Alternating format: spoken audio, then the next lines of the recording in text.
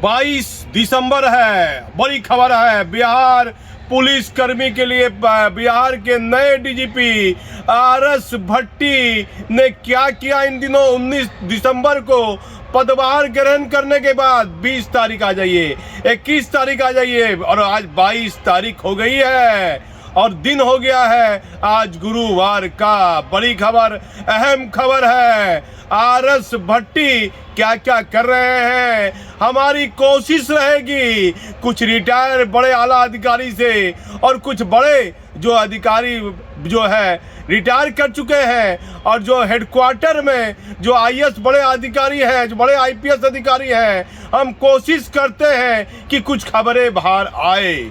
लेकिन आरएस भट्टी ने तो मना कर दिया है, खबरें बाहर नहीं जानी चाहिए।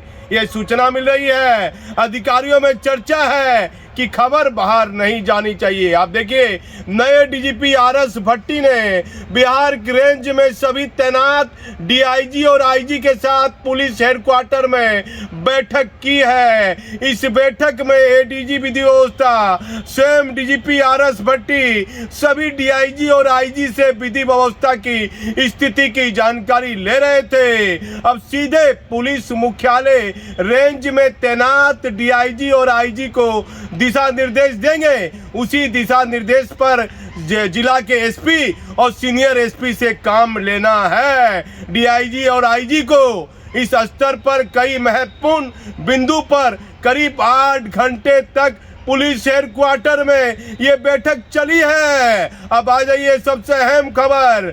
आरएस भट्टी ने एक एडीजी को टोक दिया। एडीजी मतलब पुलिस अपर महानिदेशक को टोक दिया। एडीजी डीजीपी से एक पद नीचे होता है। कहा आपके पास तो दो विभाग है, एक विभाग में आप क्या कर रहे हैं, दूसरे विभाग में आप क्या कर रहे हैं। आप मुझे एक दिन का समय दीजिए, एक दिन में बताइए आपको दोनों में से कौन विभाग रखना है। बिहार के डीजीपी आरएस भट्टी ने जब एक एडीजी को कल मतलब 21 तारीख को बुधवार के दिन कह दिया, ये बात आईपीएस और आईएएस अधिकारी में आग की तरह फैल गई कि आरएस भट्टी ने क्या कह दिया। भाई आरएस भट्टी बड़े गंभीर है और बिहार के उप मुख्यमंत्री तेजस्वी यादव से भी मुलाकात आरएस भट्टी ने की, लेकिन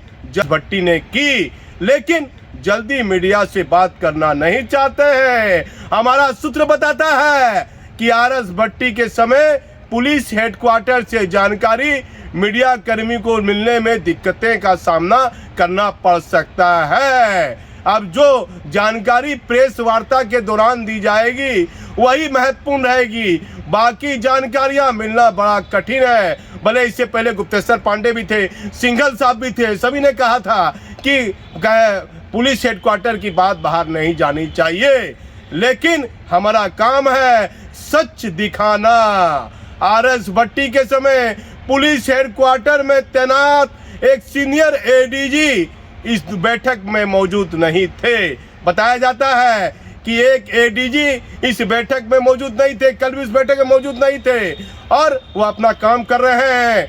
लेकिन कुछ बातें अंदर की निकल के नहीं आ पा रही है, लेकिन ये खबरें सच है कि आखिर आरएस भट्टी ने एक एडीजी को टोक दिया और बात आग की तरह फैल गई। हाल फिलहाल बिहार के मुख्यमंत्री ने उस एडीजी को बेहतर कार्य के लिए सम्मान भी दिया था, लेकिन उस एडीजी के पास पुलिस विभाग के 2 महत्वपूर्ण पद है। उनसे पूछ दिया क्या आपको दोनों में से कौन पद चाहिए, मुझे एक दिन में बता दीजिए। ये खबर कल की है, मैं आपको लेट से बता रहा हूँ, लेकिन सबसे महत्वपूर्ण खबर आज की है।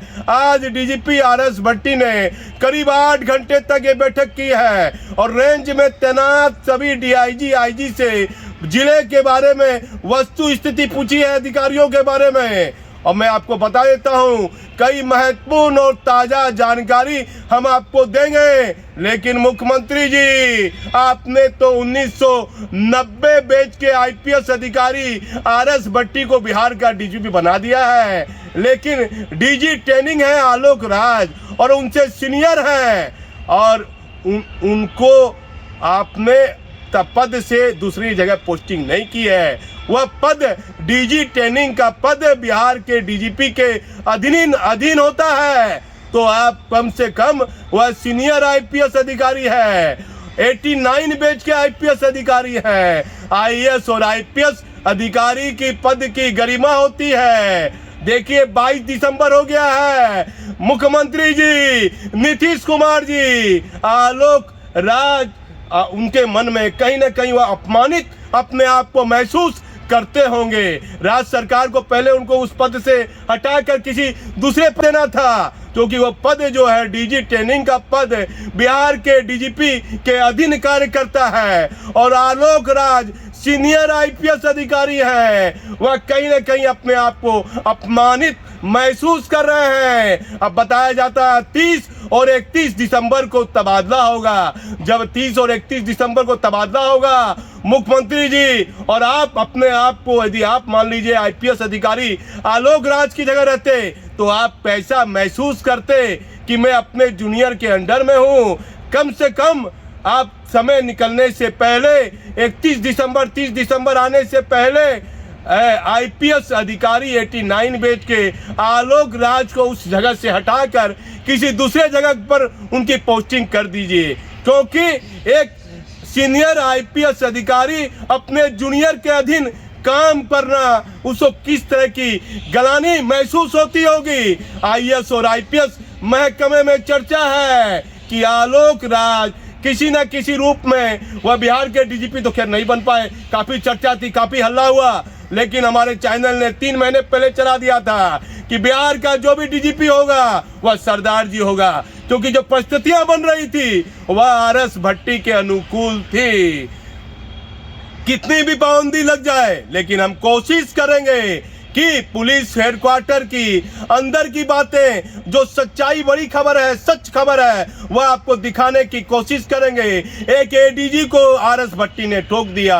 आपके पास 2 विभाग हैं और कई महत्वपूर्ण और ताजा खबर हम आपको बताते रहेंगे। मैं भागलपुर से दीपक नौरंगी।